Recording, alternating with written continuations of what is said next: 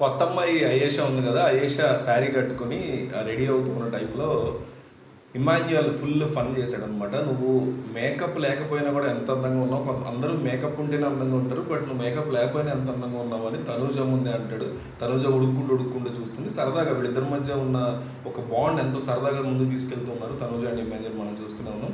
So Ayesha రావడంతో నేను కోరితేనే దేవకన్యల్ లాంటి ఈ వైల్డ్ కార్డ్స్ని పంపించాడు బిగ్ బాస్ అని మాట్లాడుతూ ఇమాన్యుయల్ ఫుల్గా పొగుడుతాడు అయేషా. ఆ తర్వాత కొద్దిసేపటికి ఇస్త్రీ దగ్గర ఎక్కడో వెళ్ళి తను సంజనాతో ఉంటే ఇమాన్యుయల్ వెనక నుంచి వెళ్ళి జుట్టు గట్టిగా పట్టుకొని బుర్ర మీద కొడుతుంది.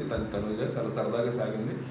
తను అంత అందంగా ఉందా అని చాలా కుళ్ళిపోతూ మాట్లాడుతుంది. సంజన కూడా ఇన్నాళ్ళు నీ పప్పులే ఉడికాయి, ఒక్క కోడలు అవడంతో ఇప్పుడు ఇద్దరు కోడలు ఉన్నారు, నా కొడుకు ఏం తక్కువ అది ఇదని సంజన కూడా ఫన్ చేసింది. కొద్దిసేపటికి బయట గార్డెన్ ఏరియాలో రీతు బట్టలు ఉతుకుతున్నప్పుడు ఇమాన్యుయల్ అలవైకుంఠపురంలో ఏదో అలవైకుంఠపురం కాదు, పిల్ల జమీందారులు డైలాగ్ చెప్పాడు నానిది, కాస్ట్లీ బట్టలు వేస్తే కానీ కాస్ట్లీ ఫేస్ కాదనమాట మంది అని. దాని తర్వాత అక్కడే రమ్య తిరుగుతుంటే ఎలా ఉందని అంటే ఇమాన్యుయల్ కూడా రమ్యని పొగుడతాడు బాగా.